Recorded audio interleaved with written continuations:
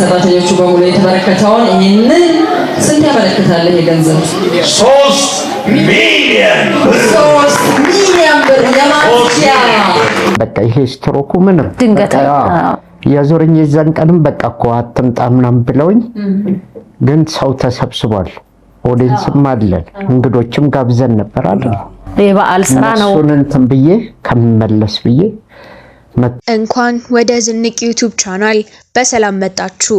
እዚህ ቻናል ላይ ህይወታችሁን የሚቀይሩ አነቃቂ ታሪኮችን፣ ወቅታዊና እውነተኛ መረጃዎችን እንዲሁም ዕውቀታችሁን የሚያሰፉ የተለያዩ ዝግጅቶችን ይዘንላችሁ እንቀርባለን። ዛሬም እንደተለመደው ልዩና አስተማሪ የሆነ ርዕስ ይዘንላችሁ መጥተናል። ይህ ቪዲዮ አዲስ እይታን እንደሚሰጣችሁና ለህይወታችሁ ግብአት እንደሚሆን አንጠራጠርም። ቪዲዮውን ከመጀመራችሁ በፊት ግን ለዚህ ቻናል አዲስ የሆናችሁ ሰብስክራይብ በማድረግ ቤተሰብ እንድትሆኑ እንዲሁም የደውል ምልክቷን በመጫን የምንለቃቸው ቪዲዮዎች በሙሉ በፍጥነት እንዲደርሳችሁ እንጋብዛለን። አሁን በቀጥታ ወደ ዛሬው መሰናዷችን እንለፍ። በፊንቴክ የማጭበርበር ወንጀል የተጠረጠሩ ግለሰቦች ላይ ተጨማሪ የምርመራ ጊዜ ተፈቀደ። ኮሜዲያን ፍልፍሉ ታሞ ሆስፒታል ገባ። በቅጽበት የብዙዎችን ተስፋ ያጨለመውና የኢትዮጵያን የሚዲያ ዓለም ያናወጠው የፊንቴክ ኢንቨስትመንት ግሩፕ ታሪክ እንደ አንድ ልብ አንጠልጣይ ፊልም የሚታይ ነገር ግን በሺዎች የሚቆጠሩ ዜጎችን ሀብት የበላ እውነተኛ ክስተት ነው። ታሪኩን እንደዚህ በዝርዝር እንተርከዋለን። የመድረክ ዝግጅቱ የኤሌክትሪክ መኪናው ህልም። ታሪኩ የሚጀምረው ፊንቴክ ኢንቨስትመንት የተባለ ድርጅት አዳዲስና ዘመናዊ የኤሌክትሪክ መኪናዎችን በተለይም BYD የተባሉትን እጅግ ባነሰ ዋጋና በአጭር ጊዜ ውስጥ እናስመጣለን የሚል ማስታወቂያ ይዞ ብቅ አለ። ድርጅቱ ቴክኖሎጂን ለኢትዮጵያ በሚል መሪ ቃል በከተማዋ እምብርት ላይ ዘመናዊ ቢሮዎችን ከፍቶ ስራ ጀመረ። የታዋቂ ሰዎችን ወጥመድ። የድርጅቱ ባለቤት አቶ ግርማይ ገብረ ሚካኤል የህዝብን አመኔታ ለማግኘት የተጠቀመበት ዘዴ እጅግ ረቂቅ ነበር። በኢትዮጵያ ህዝብ ዘንድ ተወዳጅ የሆኑ አርቲስቶችንና የማህበራዊ ሚዲያ አንቀሳቃሾችን ሰበሰቡ።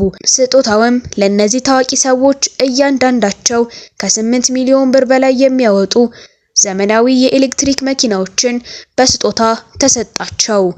ውጤቱ አርቲስት ሰራዊት ፍቅሬ፣ ዳንኤል ተገኝ፣ ይገረም ደጀኔ ታማኝ እንደሆነ ለህዝቡ ምስክርነት የሰጡ፣ ህዝቡም እገሌ ካለበትማ አይዋሽም በሚል እምነት ጥሪቱን ይዞ ወደ ድርጅቱ መፍሰስ ጀመረ። የ90 ቀናት ቆጠራና የውሸት ማማለያ። ደንበኞች መኪና ለማግኘት እስከ 1.36 ሚሊዮን ብር ቅድመ ክፍያ እንዲከፍሉ ያደርጋል። በ90 ቀናት ውስጥ መኪናው እጃችሁ ይገባል በሚል ውል ይፈረማል። 90 ቀናቱ ሲቃረቡ ግን ድርጅቱ አዳዲስ ማማለያዎችን ማምጣት ጀመረ። መርከቡ ወደብ ደርሷል፣ ጉምሩክ ላይ ትንሽ መዘግየት አለ የሚሉ ሰበቦችን ይደረድራሉ። ይባስ ብሎም ጥቂት መኪኖችን ለጥቂት ሰዎች በማስረከብ የተቀረውን ህዝብ ተስፋ እንዳይቆርጥ አደረጉ። በዚህም መሃል ግን የደንበኞች ቁጥር 1200፣ የገንዘብ መጠኑ ደግሞ 1.7 ቢሊዮን ብር ደረሰ። የጭንብሉ መገፈፍና የፖሊስ ጣልቃ ገብነት።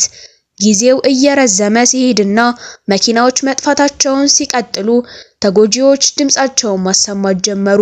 የፌዴራል ፖሊስ ባደረገው ጥልቅ ምርመራ አስደንጋጭ እውነታዎችን ተገኙ። የባለቤቱ ማንነት።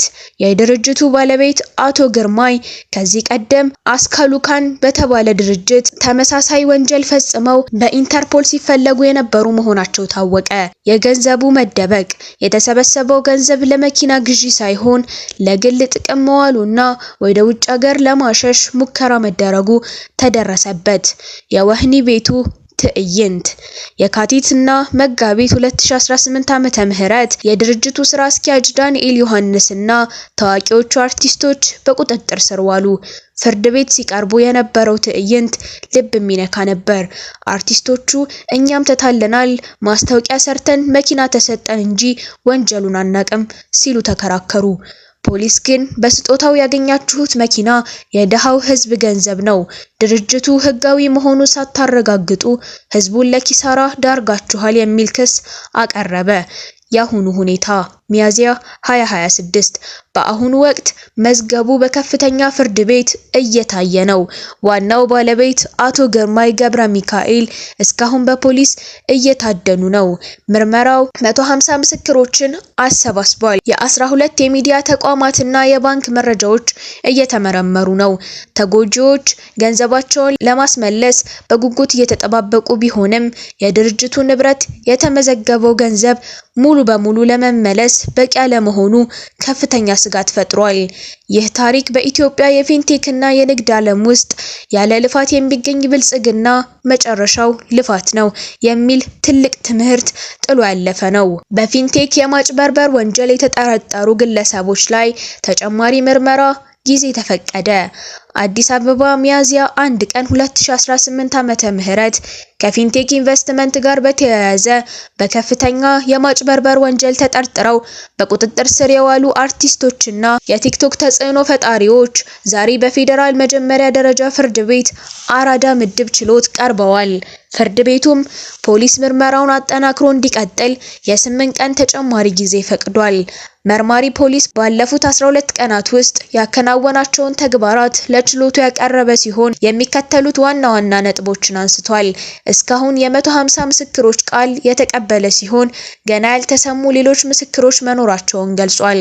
12 የመንግስትና የግል ሚዲያዎች እንዲሁም በሀገሪቱ ውስጥ የሚገኙ ሁሉም ባንኮች በጉዳዩ ዙሪያ ያላቸውን መረጃ በጽሁፍ እንዲያቀርቡ መጠየቁን አብራርቷል። እያንዳንዱ ተጠርጣሪ በወንጀል ድርጊቱ ውስጥ የነበረውን ሚናና ያገኘው የጥቅም ትስስር ላይ ዝርዝር ማብራሪያ ቀርቧል። ፖሊስ በቀሪ የምርመራ ስራዎች ምክንያት ተጨማሪ 14 ቀናት እንዲሰጠው የጠየቀ ቢሆንም ፍርድ ቤቱ የሁኔታውን አሳሳቢነት በመገምገም 8 ቀናትን ፈቅዷል።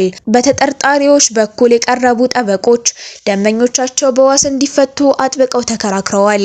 የጥበቃ ቡድኑ ባቀረበው መከራከሪያ ቀሪ የምርመራ ስራዎች ተጠርጣሪዎቹ በእስር ላይ መቆየታቸውን የግድ እንደማይሉ፣ ተጠርጣሪዎቹ የቤተሰብ አስተዳዳሪ መሆናቸውን፣ አንዳንዶቹም ከፍተኛ የጤና እክል ያለባቸው መሆኑን በመጥቀስ የዋስትና መብት እንዲከበር ጠይቀዋል።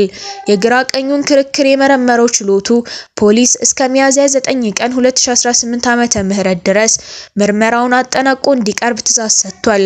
በተጨማሪም የጤና እክል እንዳለባቸው ለተገለጹ ተጠርጣሪዎች አስፈላጊውን የሕክምና ክትትል እንዲመቻችላቸው ፍርድ ቤቱ አዟል። በኋላ ደግሞ መኪኖች መጥተዋል። ስለዚህ አሁን ዛሬ የምትረከቡ ሰዎች እዚህ ያላችሁ በጣም ደስ ይላል። ይሄን እንዲቀጥል ነው። ዋጋው በጣም ተመጣጣኝ ነው። ፕላስ አሁን ባለው ሁኔታ ባንክ ላይ ያለ የብድርንና ኮሜዲያን ፍልፍሉ ታሞ ሆስፒታል ገባ። የፍልፍሉ የህይወት ጅማሬ ከሐዋሳ እስከ አዲስ አበባ።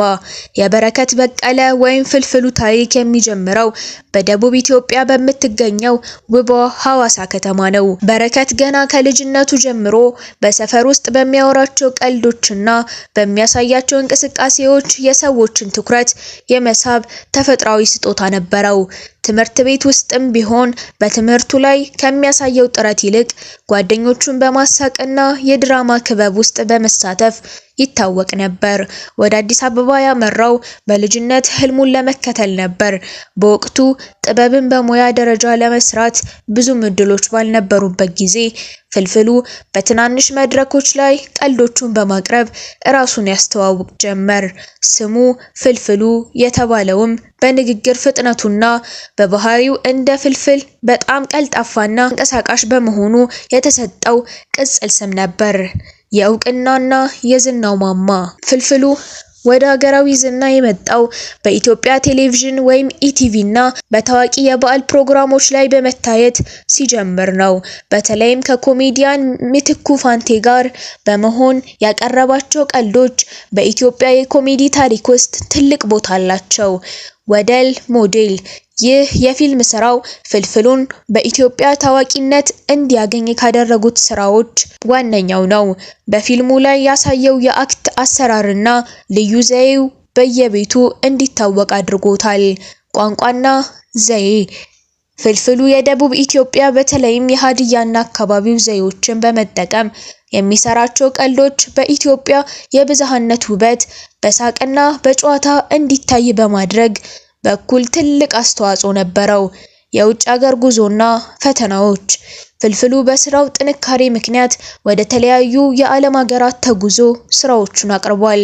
በተለይም በሰሜን አሜሪካና በአውሮፓ የሚኖሩ ኢትዮጵያውያን ዘንድ የሱን ስራዎች ለማየት ጉጉት ከፍተኛ ነበር።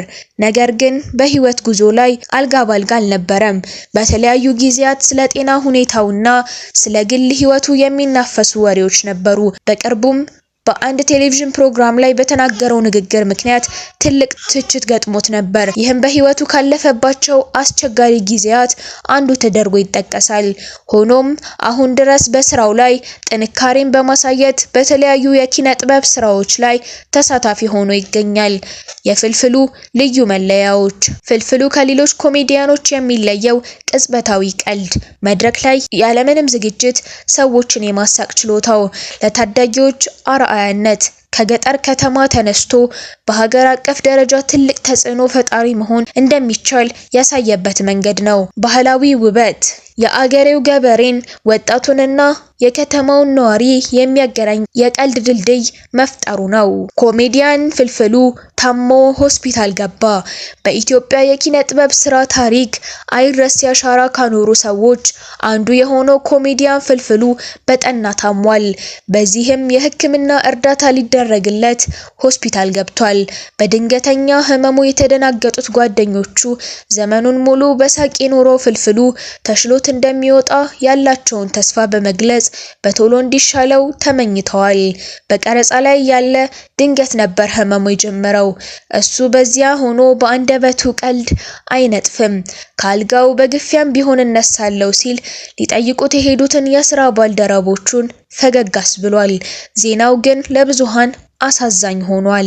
ቤትም ማለት ነው ማለት ስራውን በጣም እንትን ስላለ እሱ ለስራው ያው አንደኛ ትልቅ በዓል ነው። እዛ ስራችን ላይ እንትን እንዳይል ብሎ በቃ በራስ ተነሳሽነት ነው ደግፈን ነው ይዘንም ስንመጣ ለዛሬ ያዘጋጀሁላችሁ ዝግጅት ይህንን ይመስል ነበር። እስከ ፍጻሜው አብራችሁን ስለቆያችሁ ከልብ እናመሰግናለን። በዛሬው ቪዲዮ ላይ ያላችሁን ማንኛውንም አስተያየት ወይም ጥያቄ ከታች ባለው የኮሜንት መስጫ ሳጥን ላይ ብታጋሩን በደስታ እንቀበላለን። ቪዲዮ ጠቃሚ ሆኖ ካገኛችሁት ላይክ ማድረጋችሁን አትርሱ። እንዲሁም ለወዳጅ ዘመዶቻችሁ እንዲደርስ ሼር አድርጉት። የእናንተ ድጋፍ ለኛ ትልቅ ብርታት ነው። በሚቀጥለው ቪዲዮ በሌላ ድንቅ ርዕስ እስከምንገናኝ ድረስ ሰላምና ጤና ለእናንተ እየተመኘን በዚህ እንሰናበታለን። ዝንቅ ሁሌም ለእናንተ አዲስና ጠቃሚ መረጃ